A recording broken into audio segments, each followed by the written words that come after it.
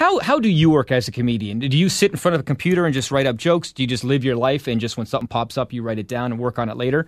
What you said, I would say the latter is more to the point. I mean, I guess I could get if I was really had a Christian work ethic. Well, I'm Jewish, so if I had a Judeo-Christian work ethic. Here's a joke I could never get to work. I was in a Judeo-Christian rock band. See, that's where I thought the laugh would be. I like it. But what I guess I could get up in the morning and put objects on a table and say, gee, what's funny about toothpaste? Mm-hmm. But basically, I think comedy is noticing when something funny occurs to you, writing that down. Mm-hmm. Writing it down. If there's any comedians who are out there who are starting, please don't start. It's a horrible business. But if you do, write everything down. And date it, too. Yeah? Date it. I used to write down no dates. So how do I know if my bicentennial joke I came up with in the does anyone in this country know about the bicentennial? No? Yeah, look at me, though. I don't know what. Is my Y2K chunk still going to be current? That'll go. That'll go over big? That'll go.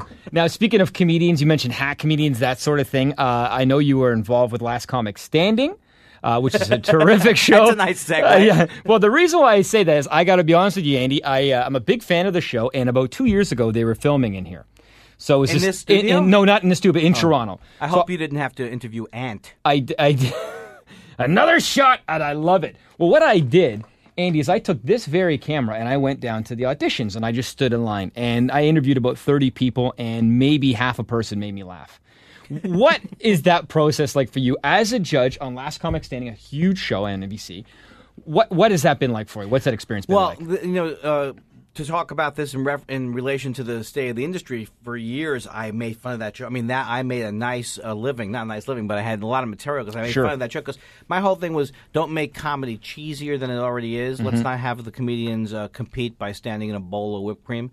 So, but then they really said they were going to retool the show, and Paige Hurwitz is one of the executive producers. She kind of brought me on board, and the way that they wanted to do it this year was to try and really not have any of the relying too heavily on the reality show type stuff. So we did have people who waited in line, mm-hmm. But we tried to treat that part of it more humanely as opposed to American Idol, where you feel just bad for the whole process. But yeah, absolutely. The thing that I was amazed about, though, was that there are so many.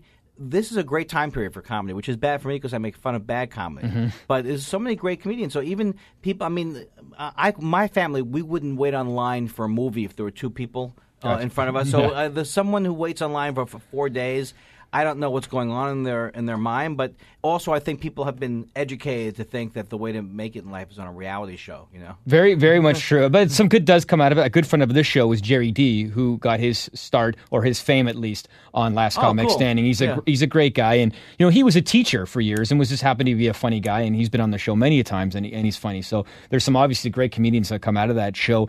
What do you think it is about people who maybe audition for that type of show? Is it just people that are in the office and their friends say they're funny? And if so, what's the difference between just being a funny guy who can tell funny stories with his pals and then actually going on mic in front of hundreds of people and killing it every night? Well, there's the thing. If you're funny with your friends, then you are funny unless your friends are really hacky and you're the hackiest of the hacky. Sure. So you can't just go by audience reaction, because if you went by audience reaction, then Larry the Cable Guy would be the funniest person of our generation. Mm-hmm, mm-hmm. And he's not. He's not. So the thing about it is that if you're funny, but if you are truly funny with your friends, I absolutely believe then you have the ability to be funny on stage. Mm-hmm. But what you have to have is the tremendous desire to do it. You know, it's like I always wanted to do something creative. I was a musician before I was a comedian, but once I got into it, I realized, I love this so much, even though it's painful. And I think a lot of people misunderstand it because they see a comedian do 20 minutes or a half hour. It's impossible. But when you start, you do 1 minute, you know, and you do 2 minutes, and then you build it up. And so, when people first start, one of the reasons on the Last Comic Standing show, I didn't want to be really mean to people because I feel like if someone's starting, you don't want to get into that process too early, you know. Sure. But the thing that they opened the Last Comic Standing to more professional comedians, because it's very hard. How are you going to win a contest? It's different if you're singing a couple of songs. Sure. You can't win a contest coming up with a whole bunch of new material if you're really, really new. I mean, it's very rare that a comedian is new and young and great. Like, Chappelle was fantastic when he was 18 and 19. Mm-hmm. That's rare. Yeah. I didn't start till I was 28. and I plan to be funny sometime next year. Well, I will say that about Last Comic Standing. You see a lot of people that were on that show, and you talk to them as one of the judges, and they say, I've been doing this for 12 years. Right. You know, what would be the hardest part of being a comedian then? Like, not if you're, let's say you're just getting started, or you've been doing it for 10 years and you're playing in the smaller clubs, that sort of thing. It's a tough lifestyle, I got to assume. Well, I'm not a confrontational guy, so, I was always scared of fights, so I don't like the part of stand-up where, you're in and it's important to play these kind of rooms when you start. I played all kinds of horrible one-nighter. I did one-nighters, and I one time flew into Canada, drove like 7 hours to this one-nighter in a town where they were having an infestation of moths. Okay. And moths were flying into my mouth as I was doing my comedy. That part is always, it's like, that part's always kind of depressing, or you're like, I've been doing this for so long, but now I'm in the Midwest somewhere at a hotel I'm unfamiliar with. But those things are really small in comparison, you know? And I think the thing is, everybody has this concept of what they want their lives to be. Like, you go, oh, if I was rich, I'd be happy. To me, I feel like sometimes I'll be on the road, I'll go, oh man, I'm starting all over again in some small town or whatever. But I think it's good for you ultimately.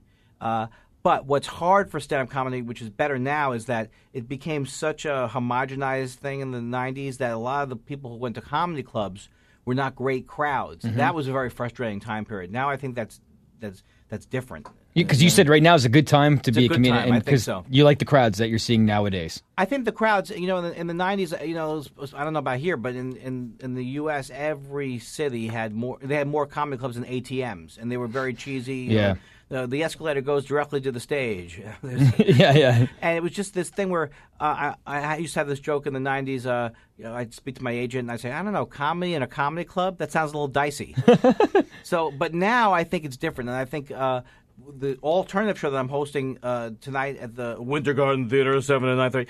In the old days, we really kind of needed, not old days, but we needed those categorizations. Now there's so much great comedy, I don't even think you need to say alternative comedy. Sure. Excellent. Well, thanks very much. We've had Andy Kindler on, who once again is performing at the Winter Garden Theater for the Just for Laughs tonight at 7:30, you said?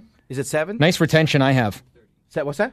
7 and 9:30, I'm being told by my people. See, comedians need people, don't we? Yes. We all need people. You can check out more information Just for Laughs at ha-ha-ha.com. Andy, thanks very much for joining us. This was fun. It was excellent. You're a lot of fun. And I will say this quickly. Camera over here for once, please. Just got my head shaved for this. Last Comic Standing, Andy does a great bit, if you catch it on DVD or reroll, where you talk about you're not confrontational. You were telling people what to come back and wearing. It's very funny. Well, my favorite part of that was when I told a woman, tell people what to wear. I told a woman to wear her hair up and down. Loved it. Excellent. Andy Kindler, thank you so much. You're a gentleman. This was fun. Thank you. You.